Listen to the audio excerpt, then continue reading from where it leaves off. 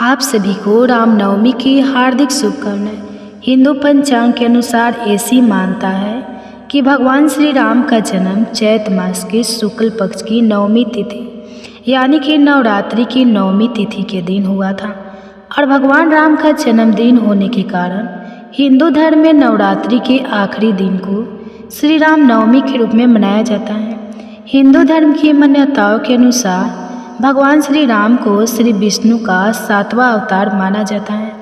शास्त्रों में ऐसा वर्णन है कि त्रेता युग में धरती पर असुरों का उत्पात हो गया था, तो धरती पर असुरी शक्ति को विनाश के लिए तब भगवान श्री विष्णु ने धरती पर भगवान श्री राम के रूप में अवतार धारण किया था। भगवान श्री राम ने धर्म की स्थापना के लिए अपने पूरे जीवन निकल कोशन के शाह और एक आदर्श नायक के रूप में अपने आप को स्थापित किया, इसलिए इन्हें मर्यादा पुरुषोत्तम श्री राम भी कहा जाता है। कठिन से कठिन परिस्थितियों में भगवान श्री राम ने अपने धर्म का त्याग नहीं किया और ना ही अनीति को चुनाव।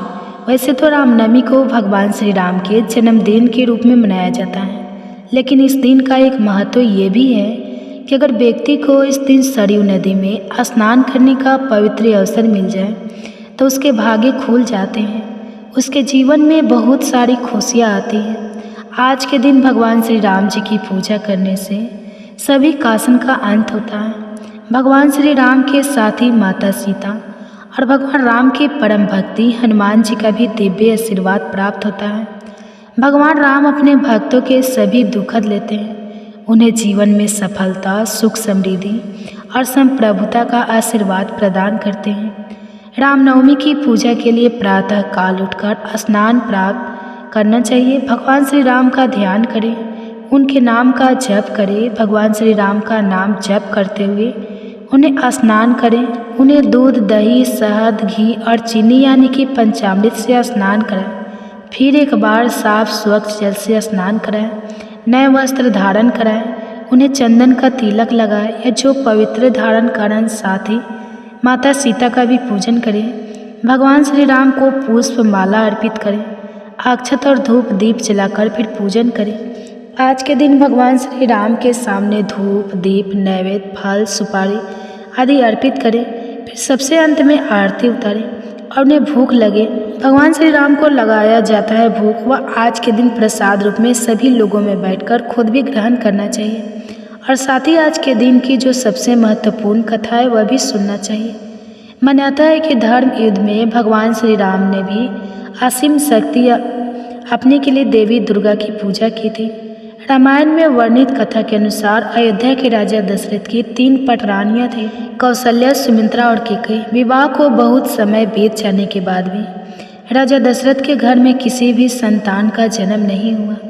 तब इस समस्या के निवारण के लिए ऋषि वशिष्ठ जी ने राजा दशरथ से पुत्र प्राप्त के लिए यज्ञ करने को कहा, जिसे सुनकर राजा प्रसन्न हो गई और उन्होंने महर्षि ऋषि रंग के यज्ञ करने की विनती की, जिसे महर्षि ने स्वीकार कर लिया। यज्ञ के दौरान महर्षि ने तीनों रानियों को प्रसाद के रूप में खाने के लिए खीर दी। इसके कुछ ही दिनों बाद तीनों रानियां गर्भवती हो गई। 9 महीने के बाद चैत मास में राजा दशरथ की बड़ी रानी कौशल्या ने भगवान श्री राम को जन्म दिया। कैकेयी ने भारत को और सुमित्रा ने 2 जुड़वा बच्चे लक्ष्मण और शत्रुघ्न को जन्म दिया। भगवान श्री राम की कृपा अपने के लिए आज के दिन विशेष रूप से श्री राम रक्षा स्तोत्र का पाठ करना चाहिए। हिंदू में मान्यताओं के अनुसार बुद्ध कौशिक ऋषि द्वारा रचित श्री राम का रक्षा स्तोत्र का पाठ करने से व्यक्ति के जीवन से जुड़ी हुई बड़ी से बड़ी समस्याएं पलक झपकते ही दूर हो जाती हैं। राम रक्षा स्तोत्र में भगवान राम के गुणों का विस्तार से वर्णन किया गया है। वह एक तरह से सुरक्षा कवच की तरह काम करता है, जिसके पुण्य फल से भक्तों की तमाम तरह की परेशानियां हमेशा के लिए दूर हो जाती हैं। आज के दिन श्री रामचरितमानस का भी पाठ करना चाहिए। अब सुनिए आज के दिन सुने जाने वाली पौराणिक कथा। वनवास काल के दौरान भगवान श्री राम माता सीता और लक्ष्मण जी के साथ वन में जा रहे थे। सीता जी और भाई लक्ष्मण को थका हुआ देखकर भगवान श्री राम ने थोड़ा रुक कर विश्राम करने का विचार किया। पहले मेरा हाथ मोती चूर तो मैं भी करूं।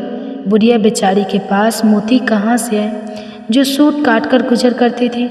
उसके पास मोती भला कहाँ से आएगा। अतिथि को ना कहना भी वो ठीक नहीं समझती थी। बड़ी दुविधा में पड़ गई। इसलिए अपने दिल को मजबूत करके वे बूढ़ी में राजा के पास पहुंच गए और अंजलि भरकर मोती देने के लिए विनती करने लगे। राजा और चमे में पड़ गया कि इसके पास खाने को दाना नहीं है और मोती उधार मांग रही है, और ऐसी स्थिति में बुढ़िया से मोती वापस लेने का सवाल ही नहीं उठता। आखिरकार राजा ने अपने नौकरी से कहकर बुढ़िया को मोती दिवा दिए।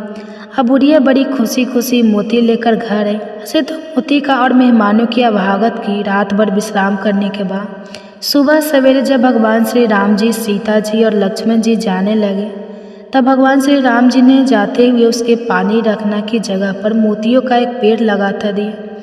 दिन बीते गए, पेड़ बड़ा हुआ, बढ़ने लगा, लेकिन बुढ़िया को कुछ भी नहीं पता चला। मोती के पेड़ से जब मोती गिरते तो उसे आस पड़ोस के लोग चुप चुप कर ले जाते। एक दिन जब बुढ़िया इस पेड़ के नीचे बैठकर सूत काट रही थी तो झट से उसकी गर्दन में आकर एक मोती गिर गया। बुढ़िया को तब पता चला कि उसके आंगन में तो मोतियों का पेड़ है। उसने जल्दी से मोती बंधे उन्हें एक कपड़े में बांधकर वह राजा के केले की ओर बढ़ चली। उसने मोती की वह पोटली राजा के सामने ले जाकर रख दी। इतने सारे मोती देखकर राजा हैरानी में पड़ गया। उसके पूछने पर सीधी सादी बुढ़िया ने राजा को सारी बात बता दी। सुनकर राजा के मन में लालच आ गया और अपने दरबार में लगाने के लिए नौकरों से कहा ले आने के लिए पेड़। भगवान श्री राम की मर्जी, मोतियों की जगह कांटे ही कांटे हो गए और लोगों के कपड़े उन कांटों में से खराब होने लगे। एक दिन रानी की एड़ी में भी एक कांटा चुभ गया और बड़ा कष्ट देने लगा। तब राजा ने गुस्से में आकर वह पेड़ उखाड़ा कर वापस बुढ़िया के घर ही भिजवा दिया। अब पेड़ पर पहले की तरह से मोती लगने लगे और बुढ़िया अब आराम से रहती और लोगों में खूब मोती बांटती। इस कथा को सुनने के बाद भगवान श्री राम को भोग लगाते समय तुलसी पत्र अर्पित करने से जीवन की सभी मनोकामनाएं पूर्ण हो जाती हैं। तो उम्मीद है आज की यह कथा आपको पसंद आई होगी। कमेंट्स करके ज़रूर बताइएगा। आप सुनिए साथ ही अयोध्या की पूरी कहानी है महर्षि वाल्मीकि कृत रामायण की कथा। इसी कथा श्रृंखला के दूसरे भाग में आप सबका स्वागत है। पिछली कथा में हमने अयोध्या का सुंदर वर्णन सुना, महाराज दशरथ की प्रतिभा और उनके मंत्रियों के विषय में सुना। इतनी सुख समृद्धि और संपत्ति होने के बाद भी महाराज दशरथ के मन में एक चिंता थी, और वह क्या थी वह हम श्रवण करेंगे आज। तो चलिए आज की कथा आरंभ करते हैं। संपूर्ण धर्मों को जानने वाले महात्मा राजा दशरथ इतने अधिक प्रभावशाली होते हुए भी पुत्र के लिए सदैव चिंतित रहते थे। उनके वश को आगे चलाने वाला कोई नहीं था, और इसी चिंता को मन में लिए हुए एक दिन उन महानवमी नरेश के मन में यह विचार आया कि क्यों न मैं पुत्र प्राप्ति के लिए अश्वमेघ यज्ञ का अनुष्ठान करूं। तत्पश्चात उसने समस्त सुधि बुद्धि वाले मंत्रियों के साथ परामर्श किया और यज्ञ करने का निश्चित विचार करके उन महान तेजस्वी बुद्धिमान और धर्मात्मा राजा दशरथ ने सुमंत से कहा, हे मंत्रीवर, आप मेरे समस्त गुरुजनों और पुरोहितों को यहाँ शीघ्र बुलाकर ले आइए। राजा की आज्ञा पाते ही मंत्री ने ऐसा ही किया। सुयज्ञ, वामदेव, जबाली, कश्यप, कुल पुरोहित, विशिष्ट और बाकी जो भी श्रेष्ठ ब्राह्मण थे, उन सब की पूजा आराधना करके धर्मात्मा राजा दशरथ ने धर्म और अर्थ से युक्त इस प्रकार मधुर वचन कहे। राजा दशरथ ने कहा, हे महर्षियों, मैं सदैव पुत्र के लिए विलाप करता रहता हूँ। पुत्र के बिना इस राज्य इत्यादि से मुझे सुख नहीं मिलता। इसलिए मैंने यह निश्चय किया है कि मैं पुत्र प्राप्ति के लिए अश्वमेध द्वारा भगवान का यजन करूं। हे गुरुजन, मेरी इच्छा है कि शस्त्रोक्त विधि से इस यज्ञ का अनुष्ठान करूं। इसलिए किस प्रकार मुझे मेरी मनोवांछित वस्तु प्राप्त होगी, इसका विचार आप सभी लोग यहाँ पर करें और मुझे मार्गदर्शन प्रदान करें।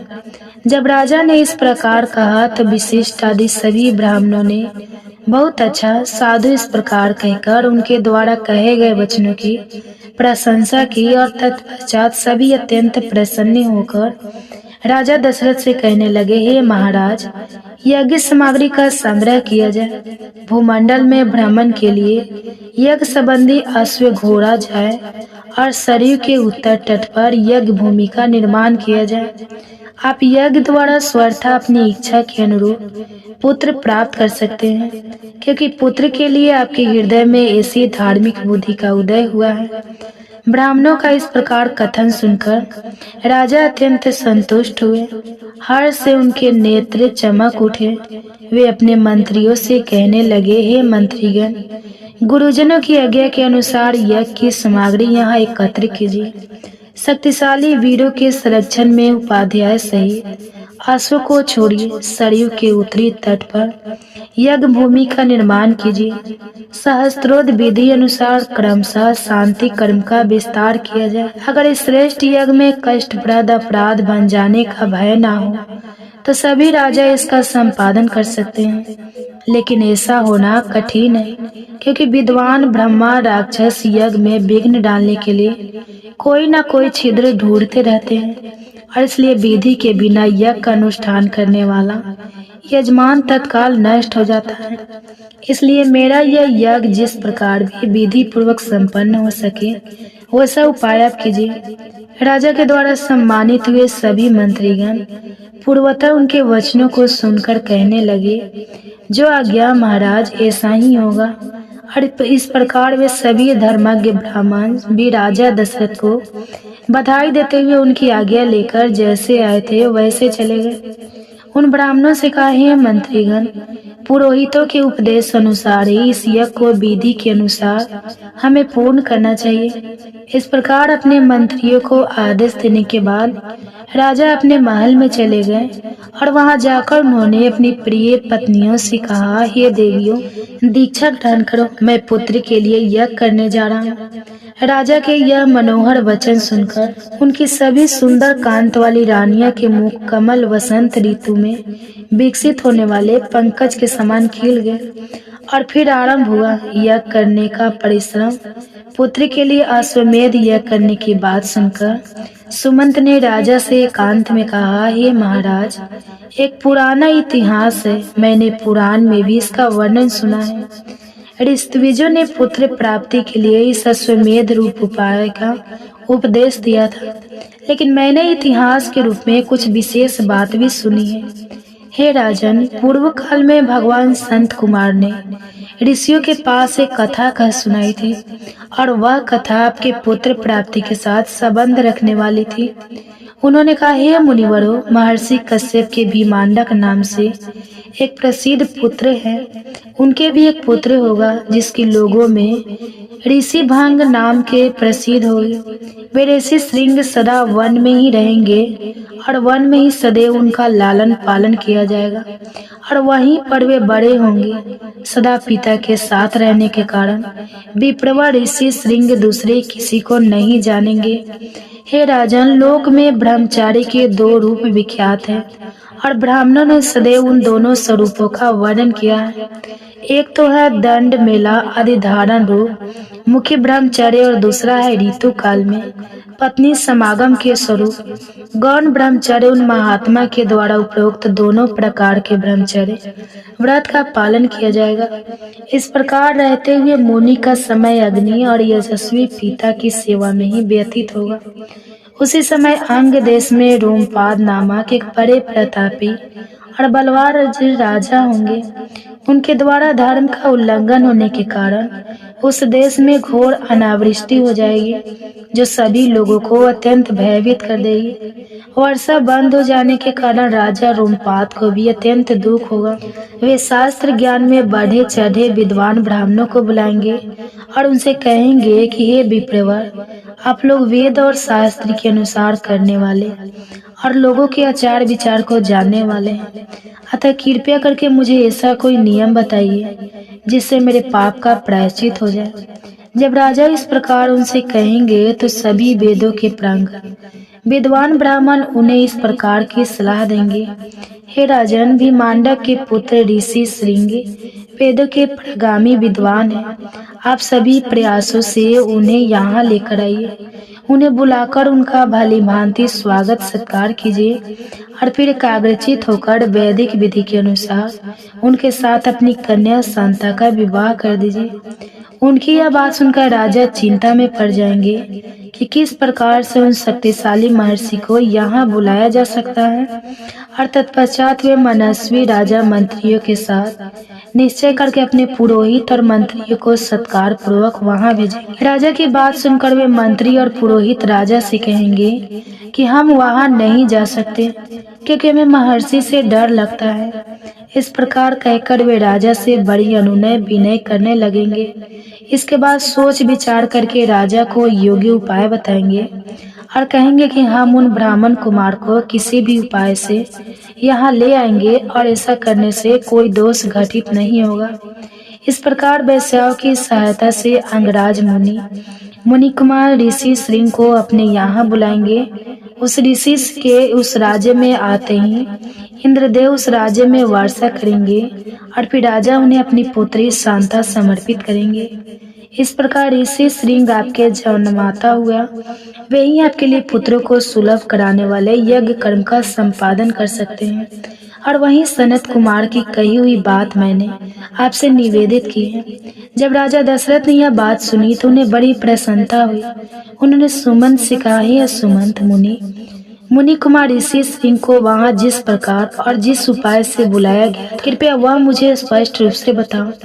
राजा की आज्ञा सुनते ही सुमंत ने कहा, हे राजन, रोमपाद के मंत्रियों ने ऋषि श्रृंग को वहाँ जिस प्रकार से बुलाया था, अब मैं आपको वह सुनाता हूँ। आप मंत्रियों सहित मेरी बात सुनिए और वो उपाय क्या था यह हम जानेंगे हमारी आने वाली रामनवमी कथा की अगली कड़ी में। उसे सुनने के लिए अगर अभी तक आपने अपने चैनल अनकाव्य स्टोरी को सब्सक्राइब नहीं किया है तो सब्सक्राइब कर लीजिए और नोटिफिकेशन ऑन रखिए ताकि अन्य प्रमाण जानकारियाँ भी मिलेगी। और हम आपसे मिलेंगे इसी कथा की अगली कड़ी के साथ बहुत जल्द। तब तक भगवान श्री रामचंद्र जी का अभी 12वें दिवस यानी रामनवमी का महामहोत्सव आने वाला है और इसी रामनवमी महापर्व के उपलक्ष्य में हम आज से शुरू करने जा रहे हैं भगवान श्री रामचंद्र के जन्म की कथा सीधे श्रीमद् वाल्मीकि ऋषि द्वारा रचित रामायण ग्रंथ से। तो चलिए ऋषि वाल्मीकि के चरणों में प्रणाम करते हुए आज की कथा आरंभ करते हैं। पुंजतम राम रमेधि मधुरम मधुराक्षरम आरोह कविता शंखा वंदे वाल्मीकि कोकिलम यमे बसंतम राम चरित्र मत्रे सागरम अतृप्ते मुनि वंदे प्राचते समसलम। इस कथा की शुरुआत होती है राजा दशरथ द्वारा सुरक्षित अयोध्या पुरी के सुंदर वर्णन के साथ। जयशालिना ये संपूर्ण पृथ्वी पूर्व काल में प्रजापति मनु से लेकर अब तक जिस वंश के विजयशाली नरेशों के अधिकार में रही है, जिन्होंने समुद्र को खुदवाया था और जिन्हें यात्रा काल में 60,000 पुत्र घेर कर चलते थे। वे महाप्रतापी राजा सागर जिनके कुल में उत्पन्न हुए, इन्हें इक्ष्वाकु वंशी महात्मा राजाओं की कुल परंपरा में रामायण नाम से प्रसिद्ध इस महान ऐतिहासिक काव्य की रचना हुई है। इस रामायण काव्य की रचना द्वारा धर्म अर्थ काम और मोक्ष चारों पुरुषार्थों की सिद्धि होती है। इसलिए आप सभी लोग दोष दृष्टि का त्याग करके इसका श्रवण करें। कौशलो नाम मुदित में धैवान कौशल नाम से प्रसिद्ध एक बहुत बड़ा जनपद है जो कि सरयू नदी के किनारे बसा हुआ है। वह अत्यंत प्रचुर मात्रा में धन सुख संपत्ति और समृद्धि से सजा हुआ है। और उसी जनपद में अयोध्या नाम की एक सुंदर नगरी है जो सभी लोगों में विख्यात है। इस पुरी को स्वयं महाराजा मनु ने बनवाया था। शोभाशालिनी यह महापुरी 12 योजन लंबी है और 3 योजन चौड़ी है। वहाँ बाहर के जनपदों में जाने के लिए विशाल राजमार्ग है। वह अभय पार्श्व में अनेक वृक्ष लताओं से घिरी हुई है और सुस्पष्टतया अन्य मार्गों से विभक्त की गई है। सुंदर विभाग पूर्वक बने हुए महान राजमार्ग उसी पुरी की शोभा बढ़ा रहे थे। उस पर खिले हुए फूल बिखरे जाते थे और प्रतिदिन उस पर जल का छिड़काव होता था। जिस प्रकार स्वर्ग में देवराज इंद्र ने अमरावती पुरी बसाई थी, उसी प्रकार धर्म और न्याय के बल से अपने महान राष्ट्र की बुद्धि करने वाले राजा दशरथ ने अयोध्या पुरी को बसाया था। यह पूरी बड़े बड़े फाटकों और किवाड़ों से सुशोभित थी। उसके अंदर पृथक पृथक बंजारे थे। वहाँ हर प्रकार के यंत्र और अस्त्र शस्त्र संजीत थे। वहाँ अनेक प्रकार की कलाओं से शिल्पी रहते थे। स्तुति पाठ करने वाले, स्तुत और वंशावली का बखान करने वाले मग्ध भी थे। वह पूरी अत्यंत सुंदर शोभा से युक्त थी। जहाँ ऊंची ऊंची अंटालिकाएँ थी और उन पर ध्वजाएँ फहराती थी। सैकड़ों तपों से वह व्याप्त थी और उस पुरी में ऐसी अनेक नाटक मंडलियाँ थी जिसमें केवल स्त्रियां ही नृत्य और अभिनय करती थी। उस नगरी में चारों ओर उद्यान और आमों के बगीचे थे। शाखों के वन उसे हर ओर से घेरे हुए थे। उसके चारों ओर गहरी खाई थी जिसमें प्रवेश करना या जिसे लांघना अत्यंत कठिन था। वह नगरी दूसरों के लिए सर्वथा दुर्गम और दुर्ज थी। अनेक प्रकार के पशुओं से भरी हुई थी। कर देने वाले सामंत नरेशों के समुदाय उसे सदा घेरे रहते। विभिन्न देशों के निवासी वैसे उस पुरी की शोभा बढ़ाते। वहाँ के महलों का निर्माण भी अनेक प्रकार के रत्नों से हुआ था। वे गगनचुंबी प्रासाद पर्वतों के समान लगते थे। उसके महलों पर सोने का पानी चढ़ाया गया था। श्रेष्ठ और सुंदर नारियों के समूह उस पुरी की शोभा बढ़ाते थे। पूर्ववासियों के घरों से उसकी आबादी इतनी घनी हो गई थी कि कहीं थोड़ा सा भी अवकाश नहीं दिखाई देता था। उसे समतल भूमि पर बसाया गया था। वह नगरी जरन धान के चावल से भरी पूरी थी। वहाँ का जल इतना मीठा या स्वादिष्ट था मानो ईख का रस हो। देवलोक में तपस्या से प्राप्त हुई सीधों के विमान की भांति उस पुरी का भूमंडल में सर्वोत्तम स्थान था। इस महान नगरी को महाराज दशरथ ने बसाया और पाला था। अग्निहोत्री सम्रदत्त आदि उत्तम गुणों से संपन्न 6 अंगों सहित संपूर्ण वेदों के प्रांगत विद्वान ब्राह्मण उस पुरी को घेर कर रखते थे। वे सहस्त्रों का दान करने वाले और सत्य में तत्पर थे। ऐसे महर्षि कल्प महात्माओं और ऋषियों से अयोध्या पुरी सदैव सुशोभित रहती थी और राजा दशरथ उसकी रक्षा करते थे। उस अयोध्या पुरी में रहकर राजा दशरथ प्रजा वर्ग का पालन करते। वे वेदों के विद्वान और सभी उपयोगी वस्तुओं का संग्रह करने वाले थे। दूरदर्शी और महान तथा तेजस्वी थे। नगर और जनपद की प्रजा उनसे बहुत प्रेम करती थी। वे वाकुल के अतिरथी वीर थे। अतिरथी यानी जो 10,000 महारथियों के साथ अकेले ही युद्ध करने में समर्थ, यज्ञ करने वाले धर्मपरायण और जितेंद्रिय थे। वे महर्षियों के समान दिव्य गुण संपन्न राजर्षि थे। तीनों लोकों में उनकी ख्याति फैली हुई थी। धन और अन्य वस्तुओं के संचय की दृष्टि से वे इंद्र और कुबेर के समान जान पड़ते थे। जैसे महातेजस्वी प्रजापति मनु संपूर्ण जगत की रक्षा करते थे, उसी प्रकार महाराज दशरथ भी करते थे। धर्म अर्थ काम का संपादन करने वाले, कर्मों का अनुष्ठान करते हुए वे सत्य प्रतिज्ञ नरेश उस श्रेष्ठ अयोध्यापुरी का उसी प्रकार पालन करते जैसे इंद्र अमरावती पुरी का उस नगर में रहने वाले सभी नगरवासी मनुष्य प्रसन्न, धर्मात्मा, बहुश्रुत, निर्लोभी, सत्यवादी और अपने अपने धन से संतुष्ट रहने वाले थे। उस श्रेष्ठ पूर्व में ऐसा कोई भी कुटुंबी या परिवार नहीं था जिसके पास उत्कृष्ट वस्तुओं का संग्रह अधिक मात्रा में ना हो, जिसके अर्थ, धर्म और कामय पुरुषार्थ सिद्ध ना हुए हो, जिनके पास गाय, बैल, घोड़े, धन धान्य का अभाव हो।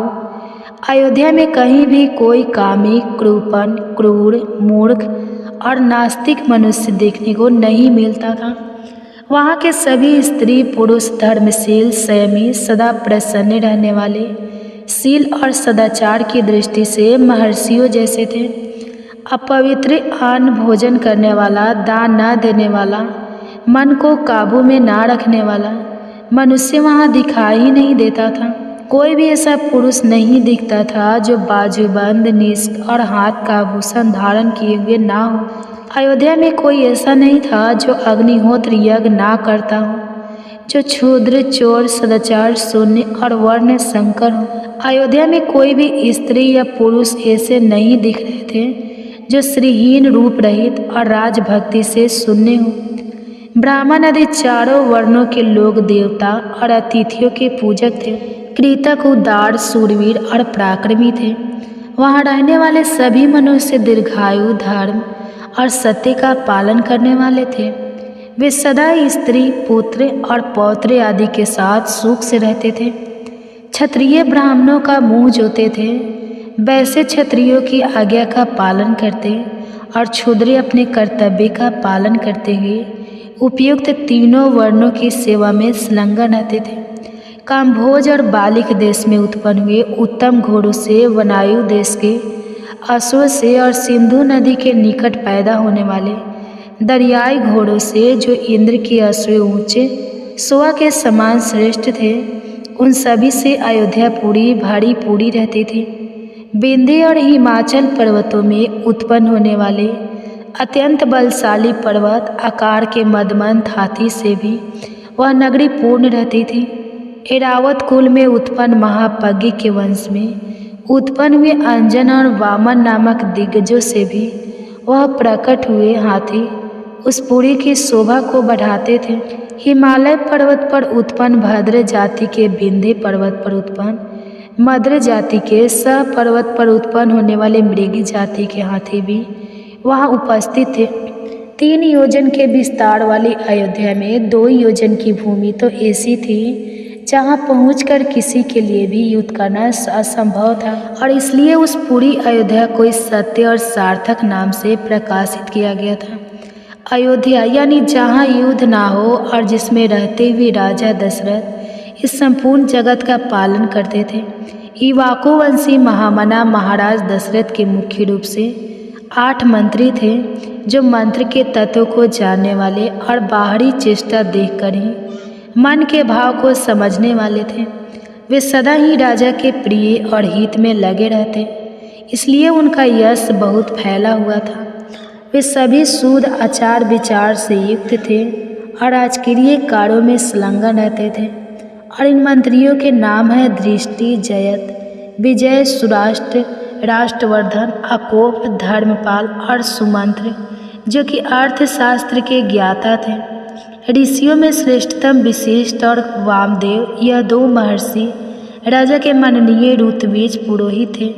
इनके सिवा सुयोग्य, जबाली, काश्यप, गौतम, दीर्घायु, मार्कंडेय ऋषि और विप्रवर, कात्यायन भी महाराज के मंत्री थे।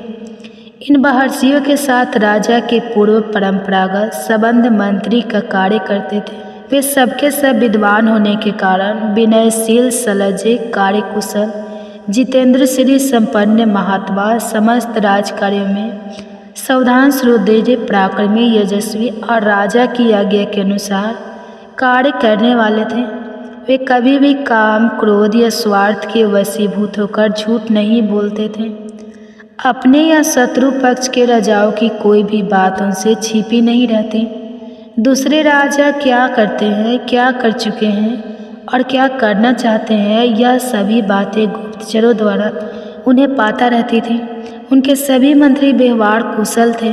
उनके सौहार्द की अनेक अवसरों पर परीक्षा ली जा चुकी थी। वे भय का उत्पन्न होने पर अपने पुत्र को भी उचित दंड देने में हिचकते नहीं थे। कोष के संचय और चतुरंगिनी सेना के संग्रह में सदैव लिप्त रहते थे। शत्रु ने भी अगर अपराध ना किया हो तो वह उनकी हिंसा नहीं करते थे। उन सभी में सदा शौर्य और उत्साह भरा रहता था। वे राजनीति के अनुसार कार्य करने वाले थे और राज्य के अंदर रहने वाले सत्पुरुषों की रक्षा करते थे। वे ब्राह्मणों और क्षत्रियों को कष्ट ना पहुंचाकर न्याय उचित धन से वे राजा का खजाना भरते थे। वे अपराधी पुरुष के बलाबल को देखकर उसके प्रति तीक्ष्ण अथवा मृदु दंड का प्रयोग करते थे। उन सबके भाव, शुद्ध और विचार एक थे। उनकी जानकारी में अयोध्यापुरी अथवा कौशल राज्य के अंदर कोई भी एक भी मनुष्य ऐसा नहीं था जो मिथ्यावादी, दुष्ट और पर स्त्री लपट हो। अपने गुणों के कारण वे सभी मंत्री, गुरु तुल्य, समादरणीय राजा के अनुग्रह के पात्र बन चुके थे। अपने पराक्रमों के कारण उनकी ख्याति सभी जगह फैली हुई थी। वे गुप्तचर चरों के द्वारा अपने और शत्रु राज्य के वृत्तांतों पर दृष्टि रखते, प्रजा का धर्म पूर्वक पालन करते और प्रजा पालन करते हुए अधर्म से दूर रहते थे। पुरुष के शीश समान राजा दशरथ अयोध्या में ही रहकर इस पृथ्वी का शासन करते थे। उन्हें कभी अपने से बड़ा अथवा अपने से समान कोई शत्रु नहीं मिला था। उनके मित्रों की संख्या बहुत थी। सभी सामंत उनके चरणों में मस्तक झुकाते, उनके मंत्री मंत्रणा को गुप्त रखने और राज्य के हित साधन में सदैव लगे रहते थे। जिस प्रकार सूर्य अपनी तेजोमय किरणों के साथ उदित होकर प्रकाशित होते हैं, उसी प्रकार राजा दशरथ भी उन तेजस्वी मंत्रियों से घिरे रहकर अत्यंत शोभा पाते थे। हर प्रकार के धन धान्य सुख समृद्धि से भरे पूरे इस अयोध्या में रहने वाले महाराज दशरथ हर प्रकार से सुखी थे। लेकिन फिर भी उनके जीवन में एक बात ऐसी थी जो बार बार उसके मन को खाए जा रही थी। और वह क्या थी, उसकी कथा हम सुनेंगे हमारे इसी रामनवमी कथा श्रृंखला की अगली कड़ी में। उसे सुनने के लिए अगर अभी तक आपने नहीं किया है चैनल को सब्सक्राइब, आपके अपने चैनल को सब्सक्राइब करके रख लीजिए, नोटिफिकेशन ऑन कर लीजिए ताकि आने वाली कथा का भाग आप सरलता से सुन पाए। तो चलिए आने वाले रामनवमी के लिए अपने मन और चेतना को तैयार करते हैं और प्रभु श्री राम की स्मरण और चिंतन करते हुए अपनी चेतना को उनके चरण कमलों में स्थित करने का प्रयास करते हैं। हरे कृष्णा हरे रामा रामा रामा हरे हरे।